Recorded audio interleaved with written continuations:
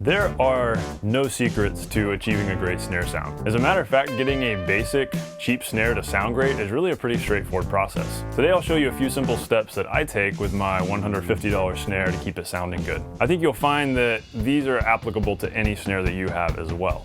However, that's not where the discussion ends today. We're also going to talk about a mindset shift that will help you think differently about finding the best snare sound. If there really are any secrets, this is it. Hey everybody, welcome to the Non-Glamorous Drummer, the channel all about teaching you the practical drumming skills that will really help you to become a better drummer. If you're new to the channel, I hope you'll subscribe. Hey, big thanks to Reverb.com for partnering with me today to bring you this video. Today we're talking about gear stuff, and there's really no better place to go gear shopping than Reverb. You can find great deals on used drums, even vintage drums, and you can sell your own stuff there too. Be sure to check it out via the link in the description below. So before we get going here, just a little bit of basic info about my snare. It's 14 by 6.5 inch, it's metal. It's probably made of steel, it's probably just a steel shell, nothing fancy. I paid 150 bucks for it back when I picked it up at a local music shop. You can get a lot of different sounds out of it, so it's really a good snare for today's snare tuning example because it's typical of a lot of snare sounds out there. So we're gonna jump over to the drum kit where you'll just watch me put a new head on this snare. By the way, I had previously had an Evans HD dry head on it for a while. It was starting to get worn down and I needed to replace the head, and I thought, you know, let's do something different and put a Remo coated ambassador on it. So you'll watch me put a Remo coated ambassador on the snare. We'll then listen to it, see how it sounds, and then we'll talk a little more about that mindset shift I mentioned earlier.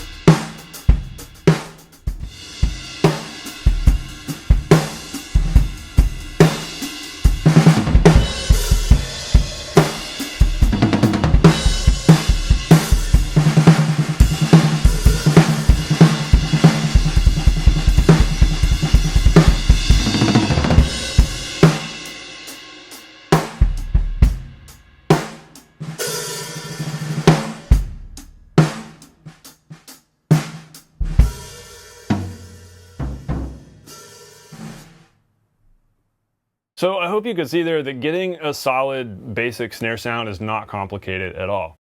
But the discussion does not end there. This is where the mindset shift comes in. There is no perfect snare sound. I mean, you can pull up any favorite snare sound from a really solid Grammy award-winning record, and you can try to emulate that snare sound. You can try to copy it as exactly as you can. You could maybe even figure out what kind of snare that drummer played on. But there are so many variables in the recording signal chain and in the way that the drummer was playing and in the way that that drum was tuned. You're never going to be able to emulate it exactly. When you think about it, that drummer could have had any set of heads on there, any set of snare wires, tensioned any certain way. It could have been tuned any certain way. You don't know what kind of mic they might have had on there, or if there were a couple of mics they were even mixing together. And there's just all these variables. It's impossible to emulate a snare sound exactly.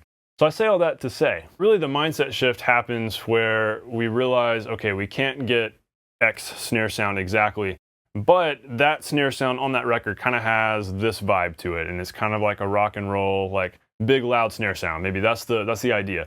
Well, we can go for that, and we can think, okay, what are some cool ways that we can achieve that kind of sound with a snare? And we can figure out how to do it our own way and maybe get to a similar result, not knowing exactly how they got to their result on the record. Really, my point is here, you've got to create the drum sound for whatever project you're working on. So find a drum sound that fits the song you're recording, or that fits the room that you're playing a gig in, or that fits the style of music that you're playing on that gig or in that session. Let's jump over to Logic to listen to a couple of different recorded examples, a couple of different playing examples of this particular snare that I've used on different tracks that I've recorded.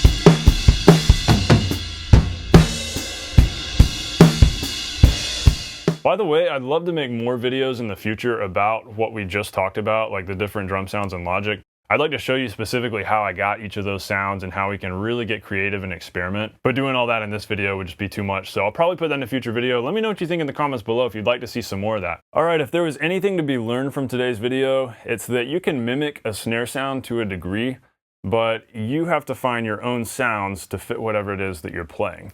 You can follow the basic steps to get any drum, however cheap, sounding decent, but from there the sky's the limit in terms of your own creativity. Try copying other snare sounds you hear, but remember that you're the musician, so use your ears and create something cool. Big thanks again to the good folks at Reverb for partnering with me today to bring you this video. If you're in the market for any piece of gear, whether it's a vintage Ludwig Acrolite or a newer PDP snare like mine, or you're going all out and you're shopping for a new Black Beauty snare, you can find it there on their website. Not to mention you'll find tons of drum sets, new and vintage, as well as tons of cymbals, new and old, so you can get started via the link below. Check it out in the description. Happy shopping. Thanks guys for watching. I will see you next week.